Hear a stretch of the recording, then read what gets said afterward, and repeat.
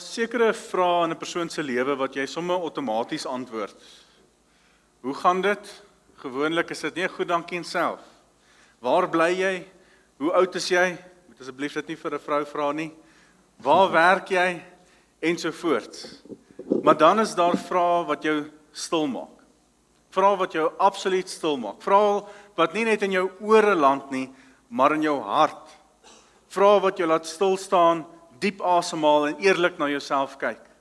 Vrae wat tot in die binneste van jou wese deurbring. Dit is die soort vrae wat Jesus gereeld gevra het. Nie net vir sy disippels nie, maar vir mense wat hy mee te doen gehad het. Dis immers die hart van hierdie reeks. Jesus vra. Nou, een ding wat ons moet weet is, wanneer Jesus 'n vraag vra, is dit nooit omdat hy nie die antwoord ken nie. Hy is almagtig, hy is alomteenwoordig, hy is die seun van God, hy ken ons gedagtes nog voordat ons dink, Psalm 139 vers 2, hy weet wat in ons harte leef, hy weet waar ons seer kry, hy weet wat ons vrees, wat ons begeer. So wanneer Jesus 'n vraag vra, is dit nie om homself in te lig nie. Hy vra om ons harte oop te maak. Hy vra om die dieptes van ons harte bloot te lê. Hy vra sodat ons eerlik na onsself moet kyk. Eerlik na onsself moet kyk. Verlede week het ons gesels oor die vraag wat hy gevra het, wie sê julle is ek? 'n Ongelooflike belangrike vraag. 'n Vraag wat elkeen van ons moet antwoord. Hy is die seun van God. Hy is die lewende een van die lewende God. Hy is my en jou verlosser. Maar vanoggend vra Jesus 'n vraag wat net so persoonlik is, maar dalk bietjie moeiliker is om te antwoord, om eerlik te antwoord. En dis die vraag, wil jy gesond word? Wil jy gesond word? Aan die oppervlak klink dit heel eenvoudig, dit klink eintlik soos 'n onnodige vraag, want ek meen, almal wil gesond raak. As jy siek is, jy wil gesond raak. Jy wil nie so voortlewe nie. Natuurlik wil 'n mens gesond raak. Maar Jesus kyk altyd dieper as die oppervlak. Hy sien verder as die simptome, hy sien verder as die pyn, hy kyk tot in die hart. Want die waarheid is dat mense so lank met pyn leef, dat hulle leer om met dit saam te leef. Ons word gewoond aan ons seer kry. Ons begin ons identiteit vorm daarin. Ons bou selfs ons lewe rondom ons wonde. Daarom is Jesus se vraag vandag nie net vir die man by Bethesda nie, maar vir my en vir jou, vir elkeen van ons. Wil jy werklik gesond raak? Nie net fisies nie, maar emosioneel, geestelik, verhoudingsgewys, van bitterheid, van skuld, van skaamte, van trots, van pyn wat jy al die jare saam met jou dra. Want ware genesing vra baie meer as net 'n wonderwerk. Dit vra baie meer as net 'n wonderwerk. Dit vra oorgawe. Dit vra oorgawe. So kom ons kyk na hierdie vraag en die konteks waarin dit gevra is. Lees saam met my in Johannes 5 vers 1 tot 9. Dis in julle blaadjies en dit is hier op die skerm. Hierna was daar weer 'n fees van die Jode en Jesus het daarvoor Jerusalem toe gegaan. By die skaappoort in Jerusalem was daar 'n bad met die Hebreëse naam Bethesda. In hakies dit was genoem huis van genade of huis van barmhartigheid. Dit het 5 pilare ingange gehad, waar daar baie gestremdes gelê het, blindes, krepeles, lammes. Onder hulle was daar 'n sekere man wat al 38 jaar lank siek was. Jesus het hom sien lê en geweet dat hy al baie lank siek was. Toe vra hy vir hom, wil jy gesond word? Wil jy gesond word? Die sieke het hom geantwoord, meneer, ek het niemand om my na die bad te sit of my in die bad te sit as die water in die beweeg kom nie.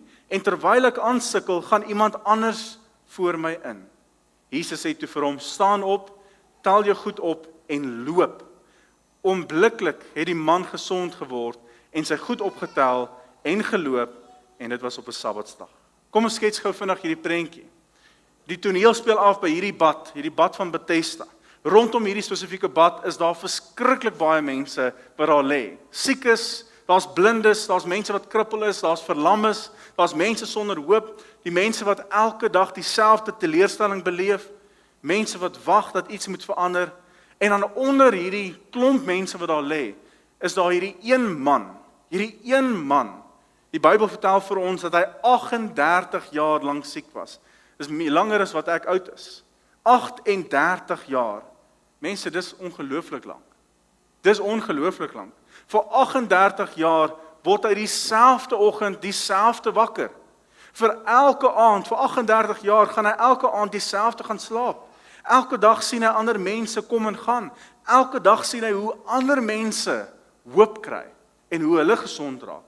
En elke dag bly hy agter.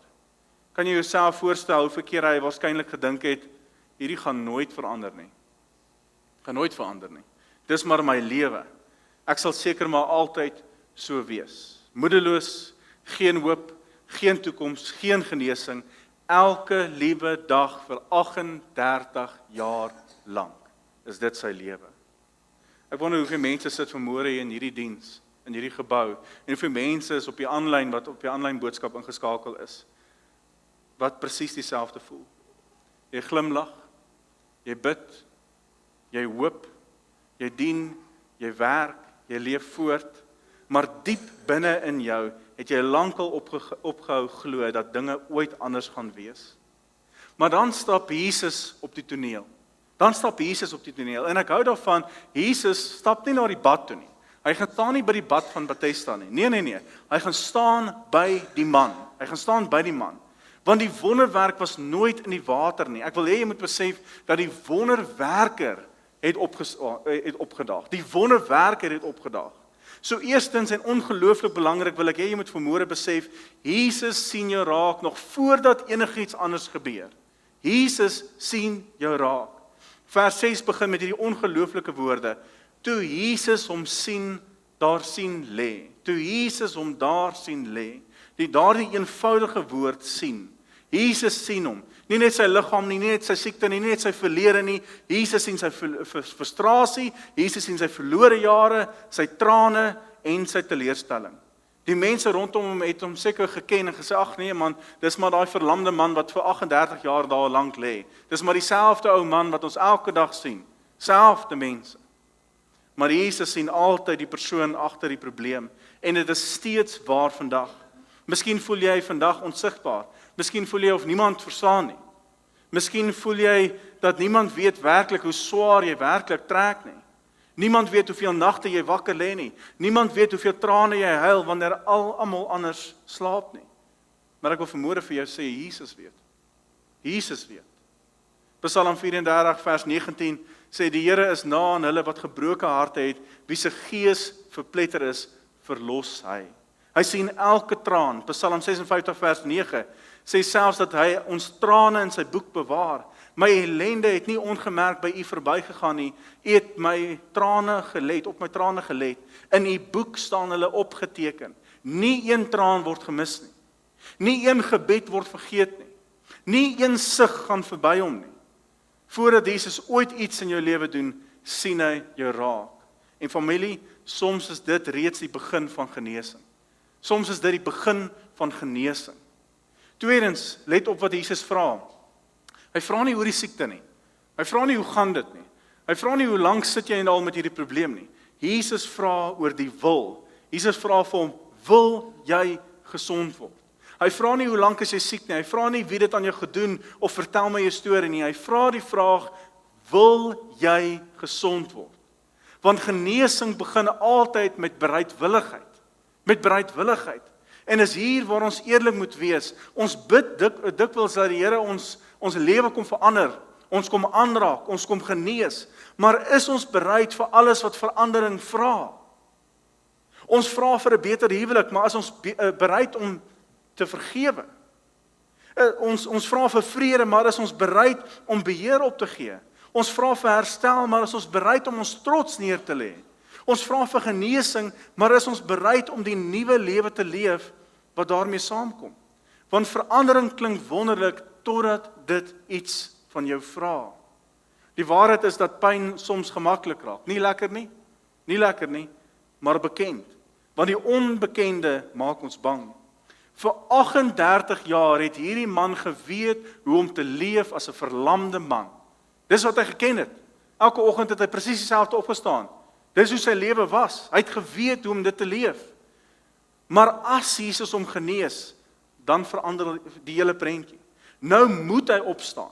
Nou moet hy verantwoordelikheid neem. Nou moet hy anders leef. En familie, soms hou ons eerder vas aan die bekende pyn as om die onbekende vryheid te omhels.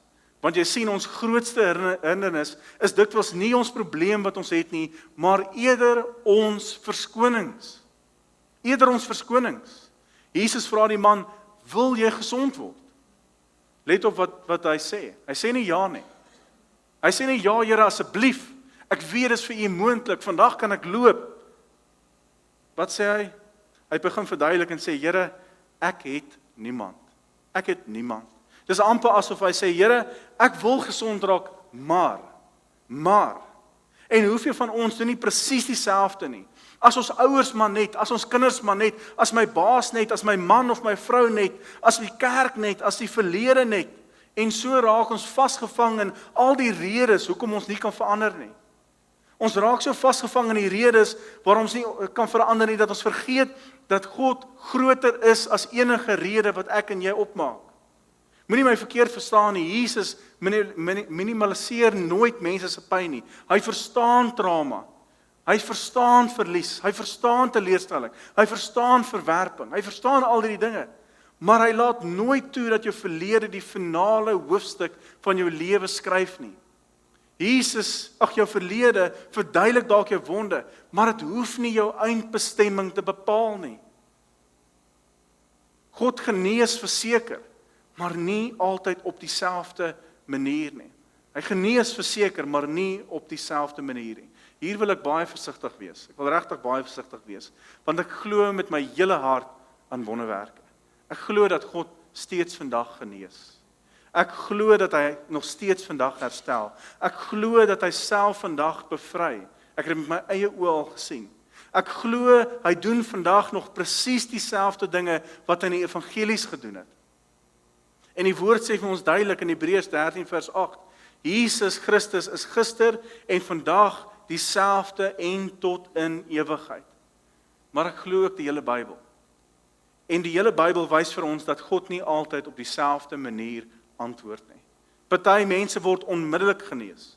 Blindes sien, mense wat verlam is loop, mense wat doof is hoor. Maar dan kry ons vir Paulus, 'n man wat meer wonderwerke beleef het as ek dink almal van ons saam.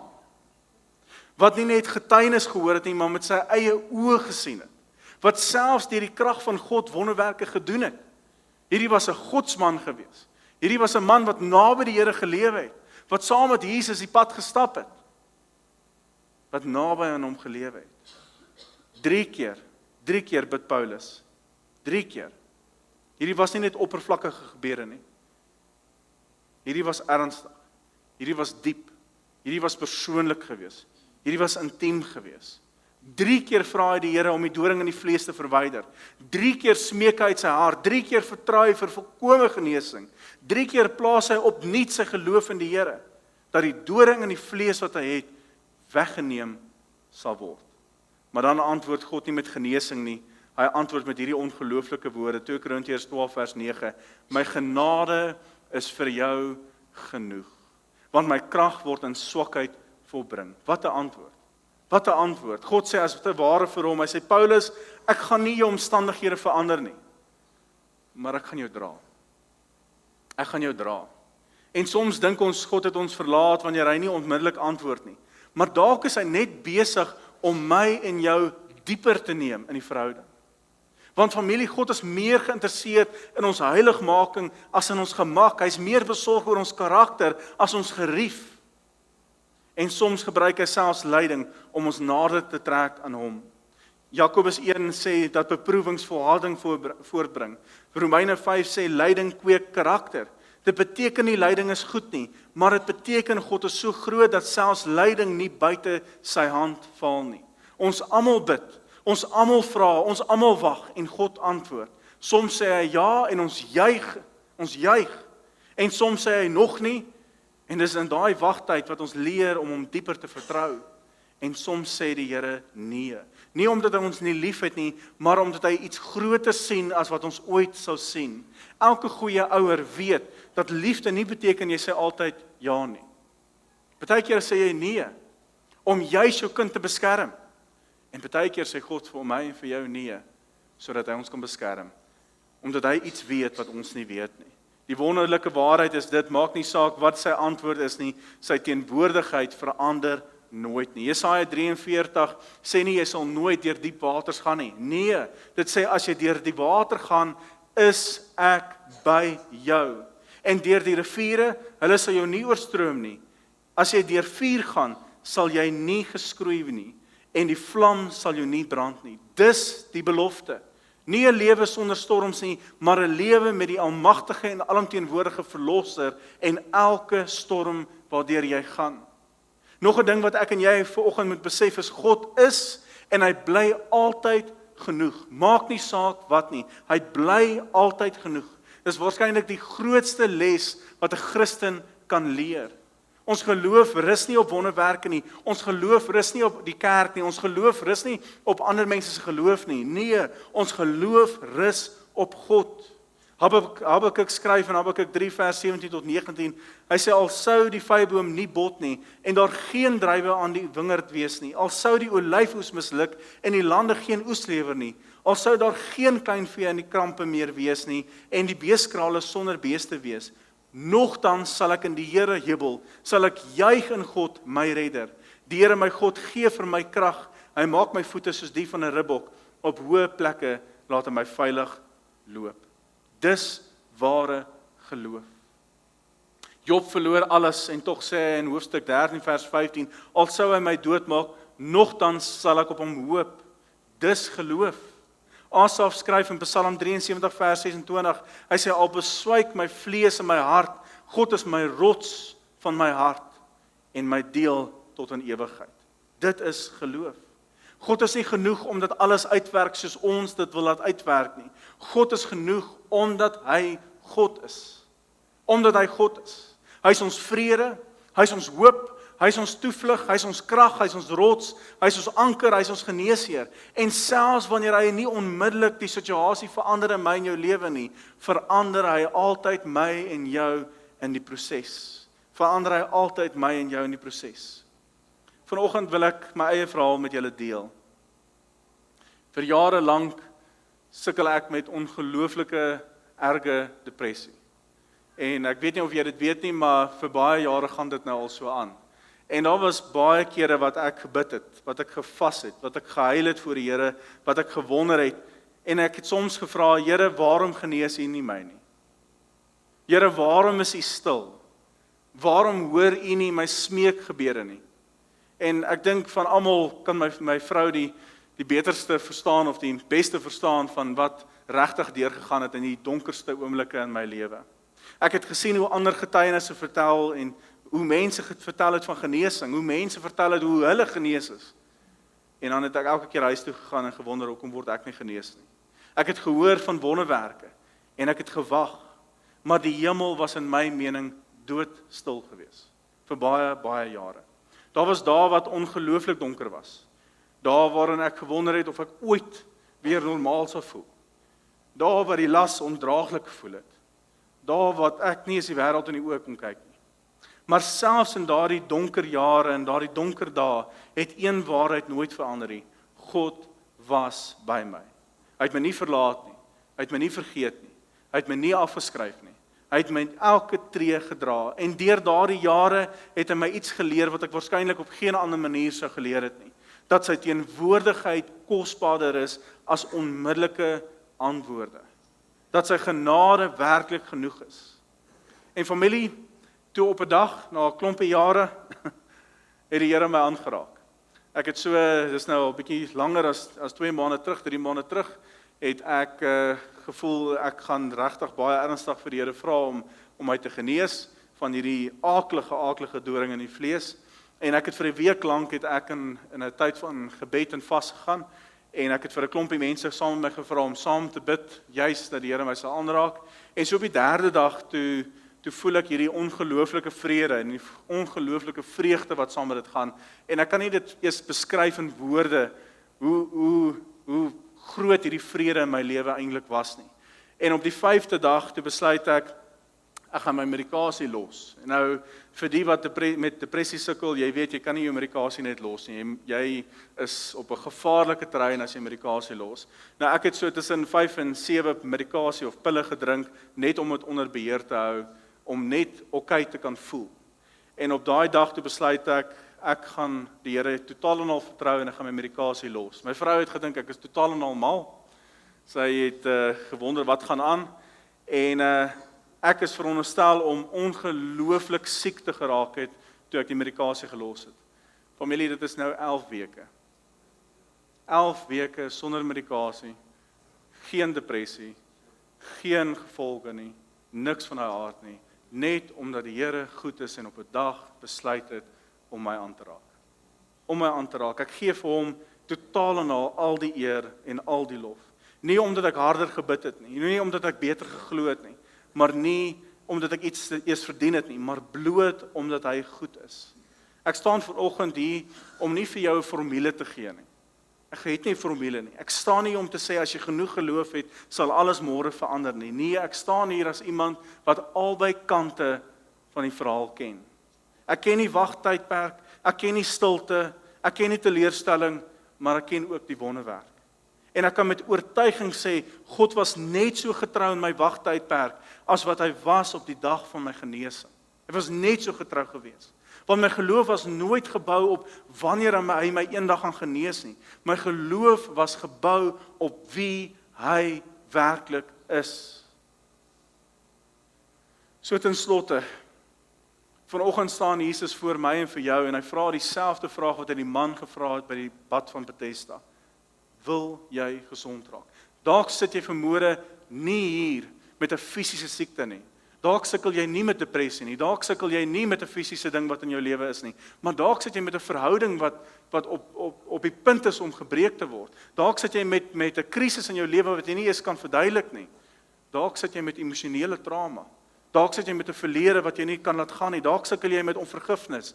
Wat dit ook al mag wees. Miskien gaan die Here jou vandag wonderlik en wonderbaarlik genees. Miskien gaan hy jou deur 'n proses neem. En miskien gaan hy vandag vir jou hand vat en vir jou sê, my kind, my genade is vir jou genoeg. Amen. Afrikaanse Bybel vir almal sê, ek is genadig vir jou en dit is genoeg. Want wanneer iemand weet dat hy swak is, dan word my krag in sy lewe meer.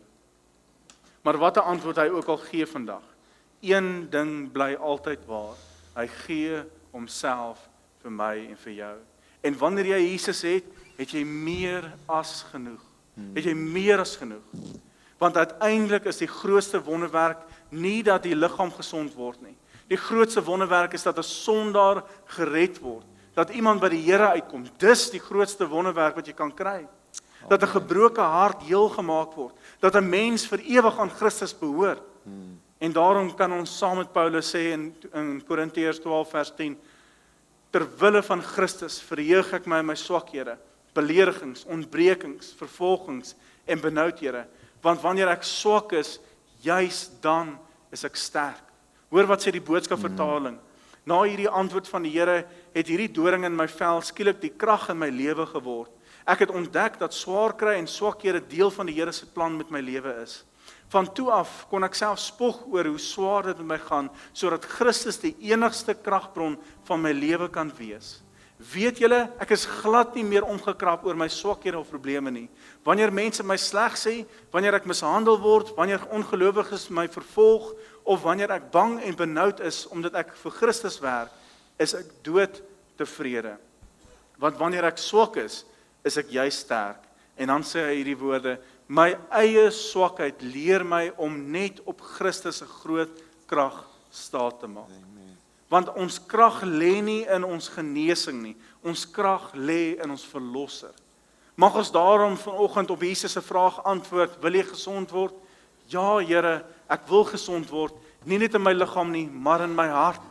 En selfs as die pad deur wagtydperk loop, sal ek aan U bly vashou, want U alleen is genoeg. U alleen is genoeg. Daar was dae in my lewe wat ek nie geweet het watter kant toe nie. Maar in daai donkerste dae het ek gevind dat die Here meer as genoeg is. Net om hom vas te hou. Nie te bekommerd te wees oor môre of oormôre of die volgende week nie, maar vandag te vat en te sê, Here, ek sit my aandag op U. Ek plaas my vertroue op U, want U is meer as genoeg. My vraag aan jou vanmôre is, my vraag aan jou is hy genoeg? Is hy vir jou genoeg? Dis 'n vraag wat net jy kan antwoord. Dalk staan die Here vandag voor jou en hy klop aan jou hart se deur en hy vra ook die vraag wat hy die man gevra het. Dalk sit jy ook vir 38 jaar of meer, sit jy met dieselfde probleem. Dieselfde issues in jou lewe. En dalk sê hy vandag vir jou, of vra hy die vraag vir jou, maar wil jy? Wil jy gesond word? Wil jy genees word? Mag ek en jy nie verskonings maak. Mag ek en jy nie gryp na redes hoekom ons nie kan verander nie. Maar mag ons sê, ja Here, hier is ek wil gesond raak.